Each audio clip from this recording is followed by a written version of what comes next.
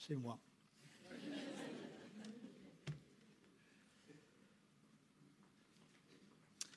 Alors ce matin, en arrivant dans cette salle, je regardais un petit peu, parce que ça fait quelques années que nous ne sommes pas venus ici. Et quand même, on en connaît pas mal. Hein.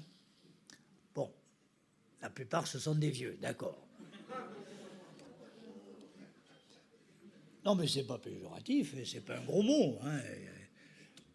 Les jeunes, vous deviendrez vieux aussi, si Dieu vous prête vie, déjà, c'est pas mal d'y arriver. Et puis c'est surtout bien d'y arriver en gardant la foi. Et en étant toujours là, dans l'église du Seigneur, c'est pas mal quand même, hein, parce qu'il s'en est passé des choses. Hein. Et des fois, dans la vie, il y a des choses qui troublent, qui perturbent, qui bouleversent. Et pour triompher de ces choses-là, il faut s'accrocher. Il faut s'accrocher sérieusement. Mais il y a aussi la fidélité et l'amour de Dieu. Le Seigneur est bon. Alléluia. Je suis arrivé à Lyon en 1969. Quelques-uns d'entre vous n'étaient pas nés.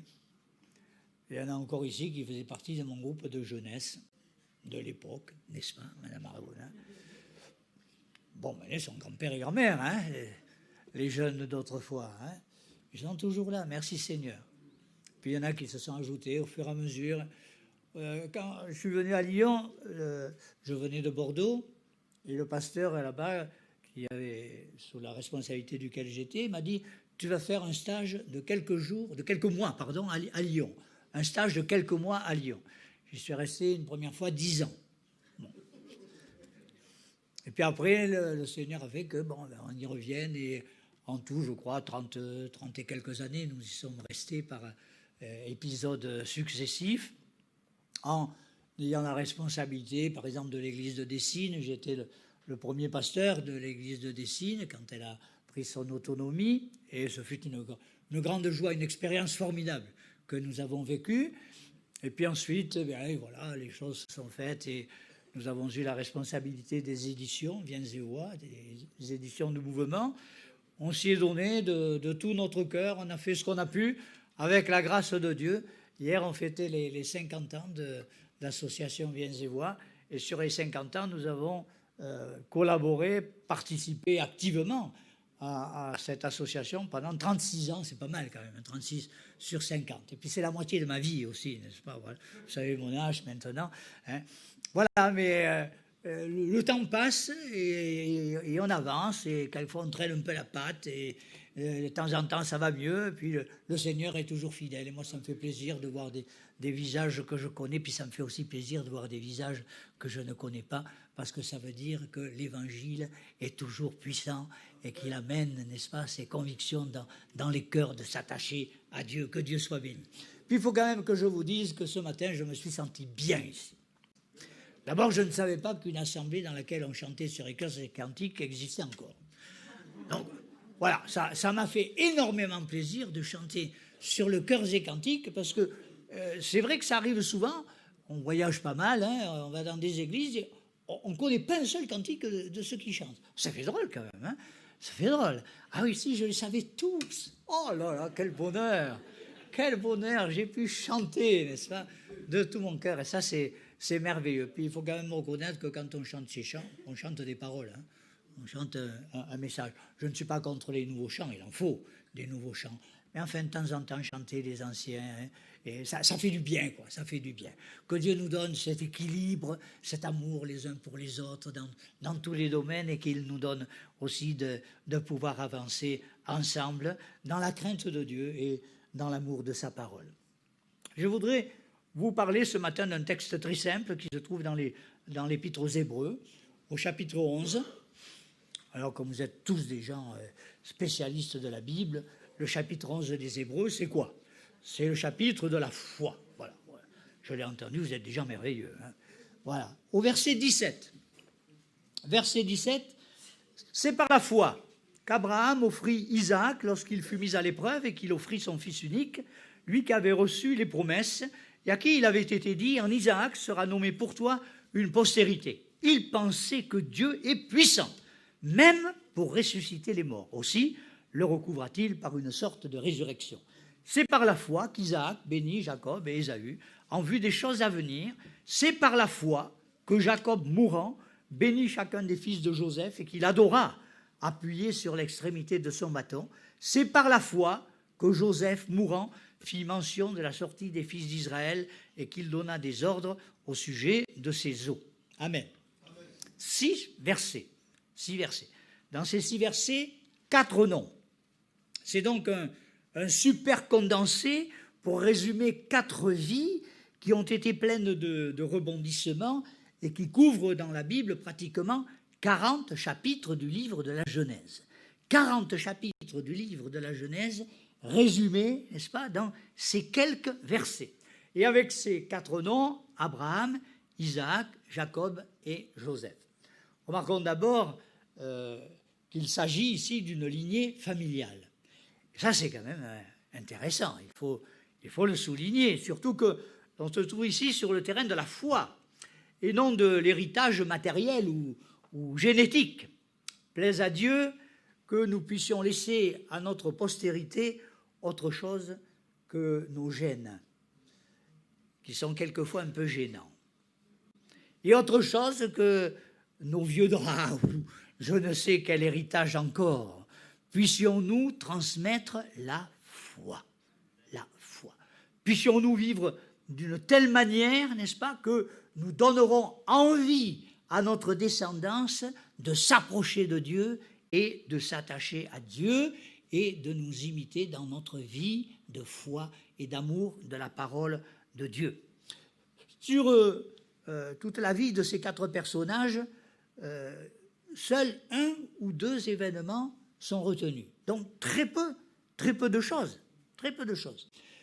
Faut-il donc que soient considérés par Dieu ces événements comme étant tout à fait majeurs et importants pour qu'ils éclipsent tout le reste?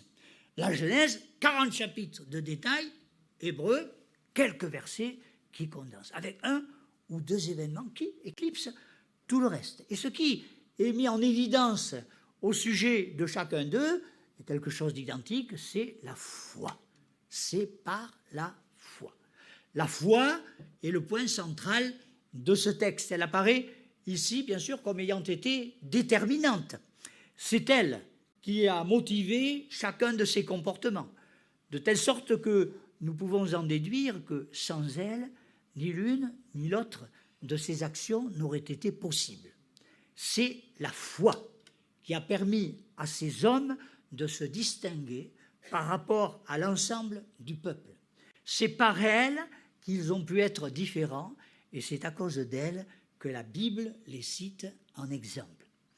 La foi, elle fait la différence. Aux yeux de Dieu, c'est la foi qui fait la différence. À la base, déjà, la foi fait la différence. Dans l'évangile de Marc, au chapitre 16 et au verset 15, puis Jésus leur dit, allez par tout le monde et prêchez la bonne nouvelle à toute la création, celui qui croira et qui sera baptisé sera sauvé, mais celui qui ne croira pas sera condamné.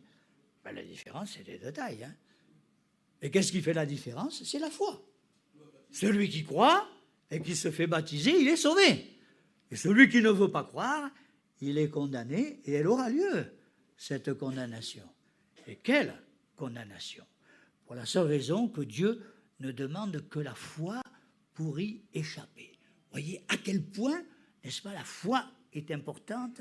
Voyez la valeur de la foi.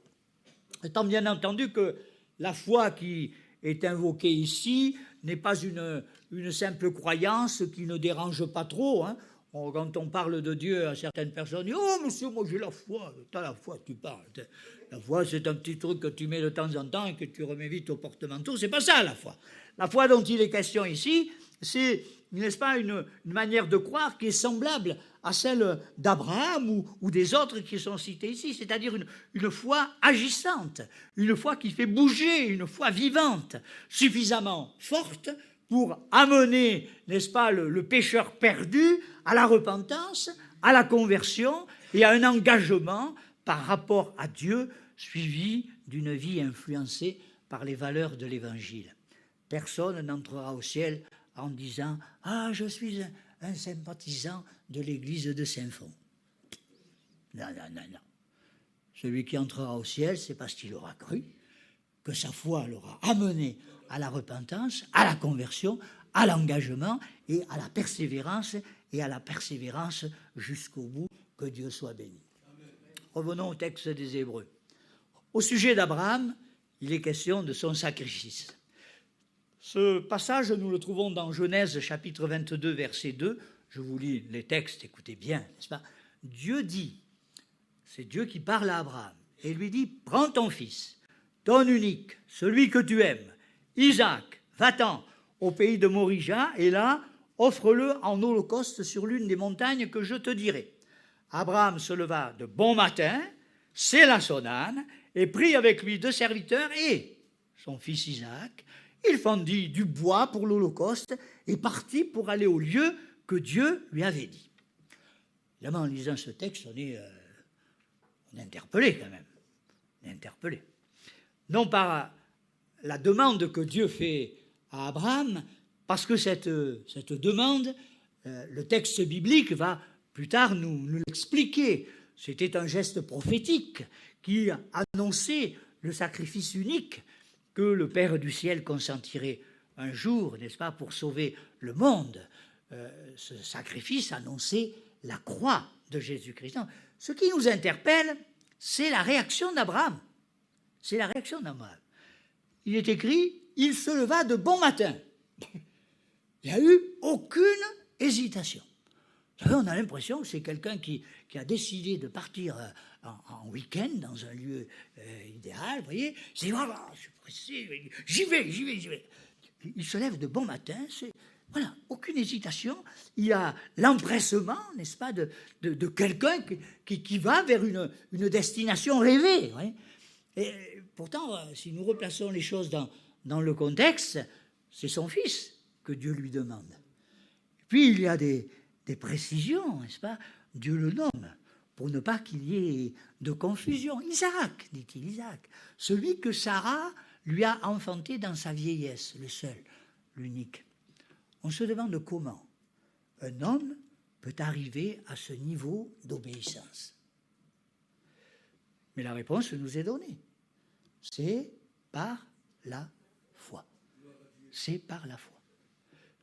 Mais il me semble que la foi, à ce niveau, renferme une autre valeur irremplaçable qui s'appelle l'amour. L'amour. Il y a la foi, il y a aussi l'amour.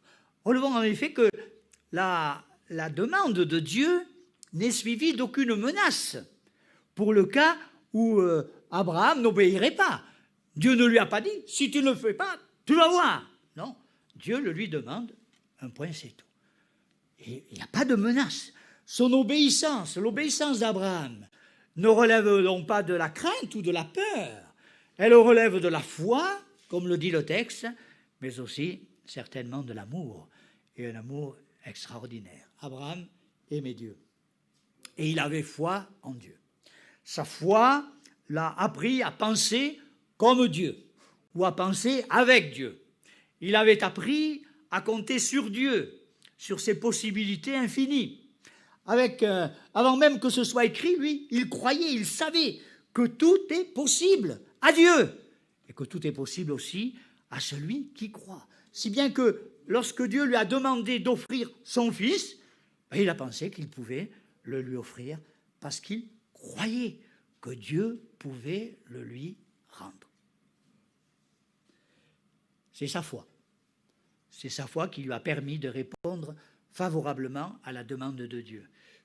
Voici la leçon que nous pouvons tirer de cet exemple. C'est en fonction de notre foi que nous pourrons donner à Dieu. Et ceci dès le départ de notre vie chrétienne. Ce point de départ qui est la repentance et le baptême. Je m'engage dans les eaux du baptême à vivre d'une manière conforme à la volonté de Dieu. Parce que ma foi me donne la force de prendre cet engagement. Ma foi qui considère que non seulement Dieu me sauve, mais également que ma vie que je lui donne dans mon engagement, puisque la Bible dit que me faisant baptiser, je meurs je meurs avec Christ et je suis enseveli avec lui. Donc voilà, c'est un don total, n'est-ce pas? Mais ma foi considère que la vie, ma vie que je donne à Dieu, lui, il est capable de me la rendre. Et il est capable de me la rendre, pas comme je la lui ai donnée, mais différente, embellie, éclairée, purifiée, nouvelle, transformée. Il me la rend puisque, après être mort et enseveli avec Christ dans les eaux du baptême, la Bible me dit qu'il me fait ressusciter avec lui en nouveauté de vie. Celui qui n'a pas réellement la foi, il aura beaucoup de difficultés à donner sa vie à Dieu. Parce qu'il va se dire, si je la lui donne, il ne me reste plus rien. Mais si je la lui donne dans la foi, je vais savoir que cette vie que je lui donne, Dieu va me la rendre. Je sais que Dieu me la rend plus belle encore. Je sais que Dieu ne va pas m'empêcher de vivre, mais qu'il va me donner une vie nouvelle, que son nom soit béni. Alléluia. Au sujet d'Abraham, il est dit, il pensait que Dieu est puissant, même pour ressusciter les morts. Aussi le recouvra-t-il par une sorte de résurrection. Il n'a pas hésité à donner son fils à Dieu. Et vous savez que Dieu a dû l'arrêter. Parce qu'Abraham avait levé le couteau, il allait effectivement égorger son fils pour l'offrir en sacrifice. Dieu a dû l'arrêter. Il serait sinon aller jusqu'au bout. Notre consécration à Dieu sera toujours proportionnelle à notre foi. Elle sera toujours le résultat de notre foi. Il y en a qui ont la foi pour dire « Seigneur, envoie-les ». C'est pas vous, ça.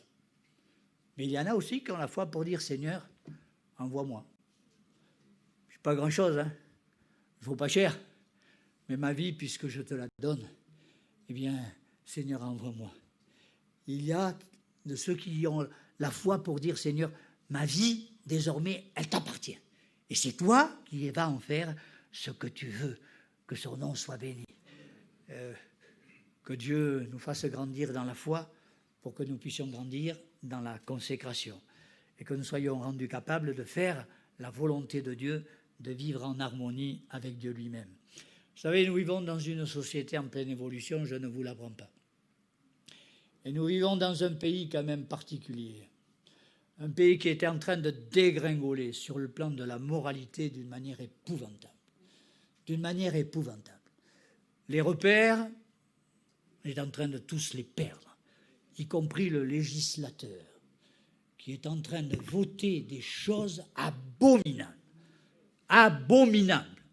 Nous sommes dans un pays, n'est-ce pas, qui est moralement, totalement perverti.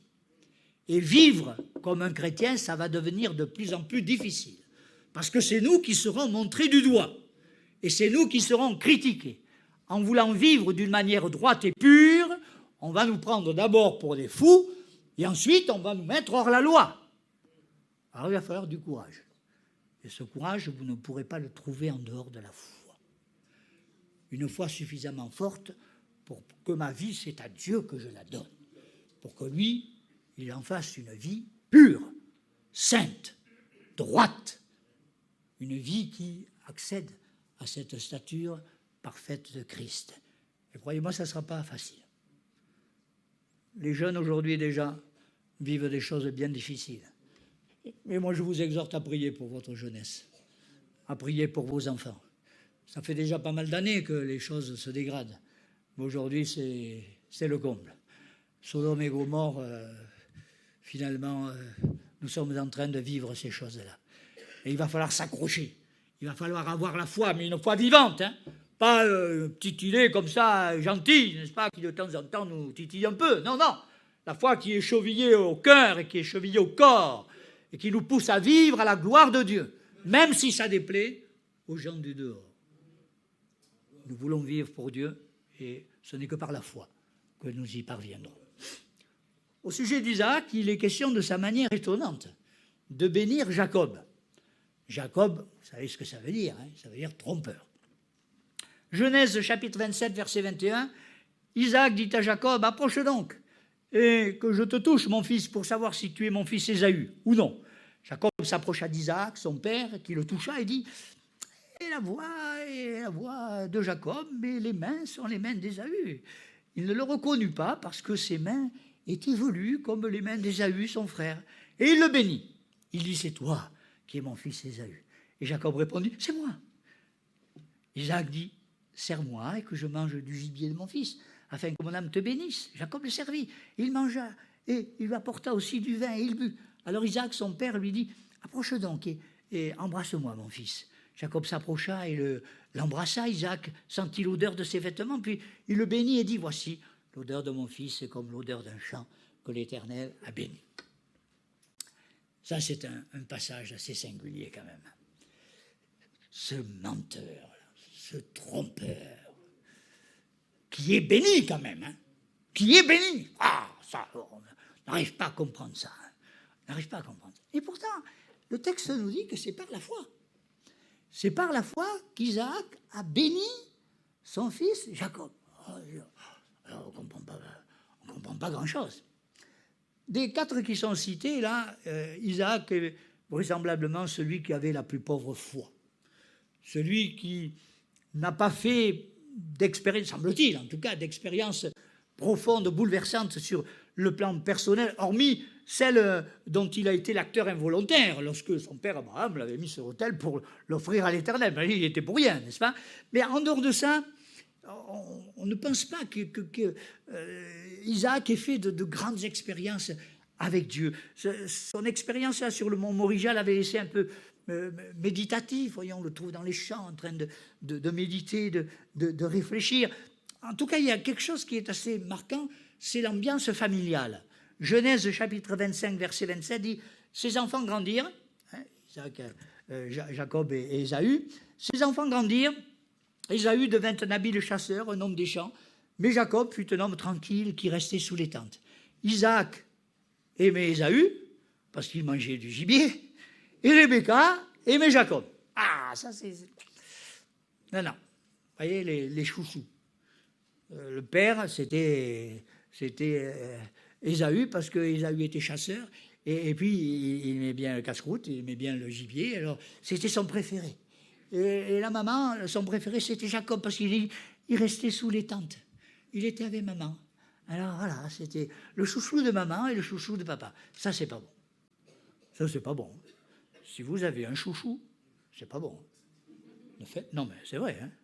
Ne faites jamais ça. Hein. Si vous avez plusieurs enfants, vous devez les aimer de la même manière. C'est interdit d'avoir un chouchou. Hein. C'est jamais je vous ça. Ah non. Non, non. Vous savez, la foi ne divise pas la famille, la vraie. Celle qui est vécue près de Dieu. Elle doit unir, au contraire, n'est-ce pas? Et elle doit nous apprendre à aimer d'un même amour, quel que soit le membre de notre famille, quel que soit l'enfant que nous avons, ou plus doué ou moins doué. Oulala. Surtout pas de chouchou. Et ça, c'est la preuve que Isaac n'est pas très au point quand même. Pas très au point. Isaac, pourtant, est celui qui a été à la meilleure école concernant la foi. C'était le fils d'Abraham. Abraham, le père de la foi. Le géant de la foi. Donc, avec un tel exemple, Isaac aurait dû avoir une foi extraordinaire. Mais non, il ne semble pas qu'il en fût ainsi. Pourtant, ce qui est extraordinaire, c'est que la foi, elle permet à des gens qui finalement sont, sur le plan humain, assez ordinaires, d'atteindre des sommets. D'atteindre des sommets. Passant au-dessus de toutes les faiblesses humaines, elle atteint la foi malgré tout le but divin. Car la bénédiction, selon la volonté de Dieu, dans ce cas précis, elle concernait bien Jacob. Il ne s'est pas trompé. C'est la foi qui l'a éclairé. Ce n'est pas Ésaü qui devait être béni, parce qu'Ésaü, la Bible nous le dit, il a été profane. Il a profané le privilège, n'est-ce pas, qui revenait au fait qu'il était l'aîné, hein, et qui lui permettait d'hériter de la bénédiction de Dieu. Cette bénédiction, il l'a vendue. Il l'a vendue pour un plat de lentilles. Et cette profanation a fait que Dieu l'a rejeté, et que celui qui devait être béni était effectivement Jacob et non Ésaü. La foi a donc permis à un homme assez pauvre sur le plan spirituel, d'atteindre malgré tout le but divin.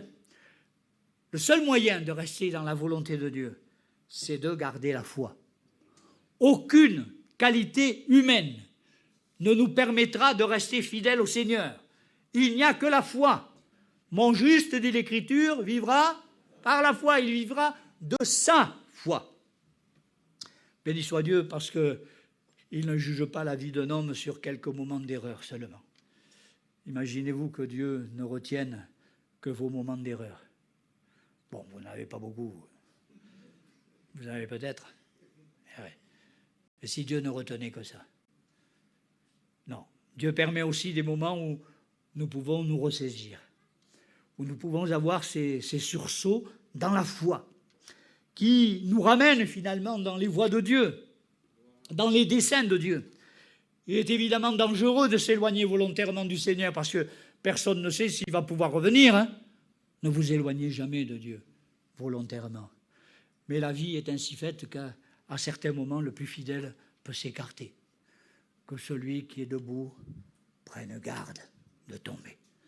Et ne jugeons pas trop vite ceux qui ont dégringolé quelquefois. Parce que nous, ça peut aussi nous arriver. Soyons miséricordieux et plutôt que de nous juger, prions les uns pour les autres, n'est-ce pas? Par accident ou par faiblesse, il y en a qui sont tombés. À l'étonnement général du reste. Mais Dieu qui est miséricordieux peut alors nous donner l'occasion de nous ressaisir dans la foi, comme il l'a fait pour Isaac. Isaac, va avoir un éclair de génie, le génie de la foi, une révélation, la révélation qu'apporte la foi, la révélation du plan de Dieu, de la volonté de Dieu. Au sujet de Jacob, 2 choses sont mentionnées. La bénédiction d'Éphraïm et de Manassé, qui aurait dû être celle de Manassé et d'Éphraïm, Manassé étant l'aîné, et sa mort en adorateur, est-il dit. La première, on la trouve dans Genèse 48, verset 17. Joseph vit avec déplaisir que son père posait sa main droite sur la tête d'Éphraïm. Il saisit la main de son père pour la détourner de dessus la tête d'Éphraïm et la diriger sur celle de Manassé. Et Joseph dit à son père, « Ainsi, mon père, car celui-ci est le premier-né, pose ta main droite sur sa tête. » Son père refusa et dit, « Je le sais, mon fils, je le sais. Lui aussi deviendra un peuple, lui aussi sera grand, mais son frère cadet sera plus grand que lui, et sa postérité deviendra une multitude de nations. » Étrangement, Jacob se retrouve dans la même situation que son père, finalement, qu'il avait béni à la place de son frère aîné. Et lui va être amené à apporter, à donner la bénédiction à ses petits-enfants, et justement dans un ordre inversé. La foi amène à des prises de position qui peuvent provoquer l'étonnement de ceux qui ne la partagent pas. La foi, elle révèle l'invisible. Elle permet à celui qui la possède d'agir en fonction de choses qui n'existent pas encore. Elle permet d'entrevoir ce que le profane ne voit pas. La foi, elle est accompagnée de l'espérance. Et ce que la foi fait espérer finit toujours par se manifester un jour. Ce que ces anciens ont cru, ce qu'ils ont espéré, nous pouvons, nous, aujourd'hui, en voir certains effets, certaines manifestations. Pas tout, bien sûr, parce qu'il y a des choses que nous verrons en même temps qu'eux, en particulier l'espérance céleste, la patrie céleste, le ciel, la vie éternelle. L'annonce du ciel, l'annonce de cette patrie éternelle, elle est finalement aussi étonnante aujourd'hui que ne l'était l'annonce de la bénédiction du cadet prioritairement sur l'aîné. Mais c'est aussi certain que l'a été la prophétie de Jacob concernant Benjamin. La foi, sa foi, lui permettait de voir des choses que personne ne voyait, alors qu'il était devenu aveugle. Sa foi éclairait son esprit, éclairait son âme. Il pouvait voir le plan de Dieu pour l'avenir. Et ça, c'est extraordinaire. Vous savez, gardons la foi. Gardons la foi concernant notre destinée éternelle. Amen. Oui, oui, c'est le ciel qui nous est réservé. Amen. C'est une place dans le ciel. Alléluia. Alléluia. Et puis, il y a la mort de Jacob. Genèse 49, verset 33. lorsque Jacob eut achevé de donner ses ordres à ses fils, il retira ses pieds dans le lit et il expira. Il fut recueilli auprès de son peuple. Alors, on peut dire que la fin de cet homme est en fait une démonstration du triomphe de la foi. Jacob, c'est le supplanteur, c'est le trompeur. Un homme qui s'est rendu détestable à certains moments de sa vie, parce qu'il y a eu certains épisodes de sa vie qui étaient absolument détestables. Et le voilà qui finit en adorateur. Peut-être faut-il préciser qu'au moment de sa mort, il n'était plus finalement vraiment Jacob. Entre-temps, il avait fait une rencontre qui avait tout changé, y compris son nom, une rencontre avec Dieu. Jacob avait fait l'expérience de Péniel, qu'il résumait lui-même en quelques paroles en disant « J'ai vu Dieu face à face et mon âme a été sauvée ». Cette nuit-là, Dieu a changé Jacob. Il a même changé son nom. Il lui a dit « Désormais, tu seras appelé Israël ». De trompeur, il devenait prince de Dieu. Mais dans le très court récit de sa mort, il est appelé encore Jacob. Ça, c'est étonnant. Il est encore appelé Jacob comme pour nous dire « c'est bien de lui dont il s'agit ». C'est bien de lui dont il est question ici, ne vous y trompez pas. C'est bien lui qui meurt de cette façon. C'est le trompeur, l'ancien trompeur, qui meurt en adorateur. Et le texte des Hébreux, qu'il meurt effectivement en adorant. Alors que cette particularité ne ressort pas du texte de la Genèse. C'est la foi. C'est la foi qui l'a amené à cette victoire finale, mourir en adorateur. Après avoir vécu une vie bien mouvementée, après avoir choisi des voies quelquefois contestables, eh bien toute cette vie, elle va se résumer en cet instant, qui n'est pas le reflet de ce qu'il a toujours été, mais qui est le témoignage de ce qu'il est devenu par la grâce de Dieu. Sa foi, elle s'est forgée au travers des épreuves de la vie, sur les ruines d'expériences qui ont été bien douloureuses, y compris celles qui étaient le résultat de ses propres erreurs, parce qu'il a fait des gaffes quand même, Jacob. Il a fait des gaffes, il a souffert à cause de ses gaffes, n'est-ce pas? Sa foi lui permet d'avoir en cet instant précis cette acuité spirituelle, n'est-ce pas, par laquelle eh bien, il va bénir de la bénédiction de Dieu et il est en train, précise le texte, de s'appuyer sur son bâton. Moi, j'aime beaucoup cette image parce que ce bâton, c'est un peu le vestige de sa longue vie. Ça a été le compagnon, n'est-ce pas, de son existence. Et là, il est appuyé sur son bâton, il n'a plus la force de dire quoi que ce soit, mais il proclame dans cette dernière attitude, l'attitude de l'adorateur, la grandeur de Dieu et sa grâce infinie. Parce que s'il en est arrivé là, s'il finit de cette manière-là, c'est grâce à Dieu. C'est grâce à Dieu. Sa foi témoigne de cela, parce que c'est la foi qui nous permet d'aller jusqu'au bout et d'aller jusqu'au bout avec Dieu, que Dieu soit béni. Je termine brièvement par Joseph. Il nous a dit que Joseph, il a fait mention de ses os. C'est curieux ça, hein? Genèse chapitre 50, verset 25, Joseph fit jurer les fils d'Israël en disant « Dieu vous visitera et vous ferez remonter mes os loin d'ici. » Joseph mourut, âgé de 110 ans, on l'embauma et on le mit dans un cercueil en Égypte. Vu la position qu'il avait en Égypte, l'enterrement de Joseph, ça devait être quelque chose quand même.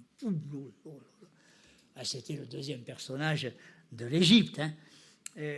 Ça a dû être grandiose et son parcours ne l'a pas moins été parce que Joseph, contrairement à Jacob, a été un homme remarquable, autant par ses qualités morales que par sa foi en Dieu. Et vous pouvez fouiller la vie de Joseph. Vous ne trouverez rien de répréhensible dans la vie de cet homme. C'est rare. À part Jésus, qui est totalement irréprochable. Joseph, il aimait bien avoir 2-3 trucs par-ci, par-là. Mais la Bible ne montre absolument rien de répréhensible dans la vie de cet homme. Pourtant, notre texte de référence ne retient de toute sa vie que ce moment où il mentionne l'avenir de ses os. Il meurt en Égypte, mais il n'a rien à voir avec l'Égypte. Sa foi, elle détourne ses regards vers un autre pays, celui que Dieu a promis à son peuple. Il a passé une grande partie de sa vie en Égypte parce que cela lui a été imposé par des circonstances incontournables. Il n'a rien pu faire pour qu'il en soit autrement, s'étant trouvé prisonnier, quelquefois au sens propre du reste, prisonnier de son parcours qui a été conduit à son insu, mais pas à l'insu de Dieu. Pas à l'insu de Dieu. Parce que Dieu veille toujours sur ceux qui ont la foi en lui. L'Égypte a été le théâtre de ses épreuves, mais aussi le théâtre de sa gloire. Il a tout de même été le second personnage d'Égypte, excusez du peu, mais au terme de sa vie, toutes ces choses-là ne l'intéressent pas. Il veut témoigner de sa foi. Sa gloire en Égypte ne lui a pas fait tourner la tête. Sa foi lui a permis de garder cette belle espérance. Et pour lui, son espérance, cette espérance qu'il partage avec son vrai peuple, les descendants d'Abraham, eh bien son espérance, c'est un avenir béni. Il doit hériter d'un pays promis par Dieu. L'Égypte n'est pas sa destination finale. Il affirme son espérance. Sa destinée, elle est ailleurs. Voilà le triomphe de la foi. Voilà le triomphe de sa foi. Parce que la foi, finalement, elle est essentiellement personnelle. Il va mourir, mais il veut que ses os soient transportés là-bas. Parce qu'il croit que Dieu accomplira sa promesse et que son peuple possédera le pays promis. Et nous? Et nous, on est du ciel. Oh là, rassurez-moi, on est du ciel. Ah. Et oui, on est du ciel. Et notre espérance, elle est là-haut. La terre, on la laisse à qui voudra. Les témoins de Jéhovah ont l'air d'être intéressés. Bon, on la leur laisse, n'est-ce pas? Notre espérance à nous, elle est céleste. Jésus disait dans l'évangile de Jean, chapitre 14, verset 1er, que votre cœur ne se trouble point. Croyez, voyez, la foi. Croyez en Dieu et croyez en moi. Il y a plusieurs demeures dans la maison de mon Père et il y en aura pour tous. Si cela n'était pas, je vous l'aurais dit. Je vais vous préparer une place. Et quand je m'en serai allé et que je vous aurai préparé une place, je reviendrai. Et je vous prendrai avec moi, afin que là où je suis, vous y soyez aussi. Là voilà notre espérance. Alléluia. Nos os ne resteront pas en Égypte, n'est-ce pas? Nous croyons à la résurrection des morts, nous croyons à la vie éternelle, et nous voulons témoigner de notre espérance. Seule la foi vécue nous en rendra capables. C'est par elle que je peux finir en vainqueur, et que je veux finir en vainqueur, parce que ma foi, elle s'appuie sur Dieu et uniquement sur lui. Que pouvons-nous espérer sans la foi? Rien. Donc il faut avoir la foi. Il faut garder la foi. Il faut que, par la grâce de Dieu, notre foi grandisse et que nous soyons de plus en plus attachés à Dieu et attachés à sa parole. Peut-être que je vais conclure par ce simple verset de Luc, chapitre 17, verset 5. C'est une prière. C'est la prière des disciples qu'ils ont adressée à Jésus. Les apôtres dirent au Seigneur, augmente-nous la foi. Eh bien, peut-être que finalement, ça ne nous fera pas du mal aussi. Que Dieu augmente notre foi et qu'il nous permette de rester attachés à lui de tout notre cœur. Amen. Te remercions, Seigneur, parce que c'est vraiment un miracle que nous soyons un jour parvenus à croire en toi, Seigneur. C'est ta parole qui a touché notre cœur, c'est ton esprit qui a touché notre cœur, Seigneur. C'est toi qui nous as amenés à croire et à nous attacher à toi, cette foi qui est un don qui nous est venu de toi, et nous t'en remercions, Seigneur. Nous voulons garder cette foi. Seigneur, dans ce monde qui est tellement hostile, Seigneur, nous voulons garder la foi. Non seulement la garder pour nous, mais encore nous voulons qu'elle soit assez forte pour pouvoir la communiquer aux autres, Seigneur. aide-nous. Merci pour cette Église, dans cette ville, dans ce lieu, Seigneur. Merci parce que de cette Église va rayonner la foi de ceux qui la composent.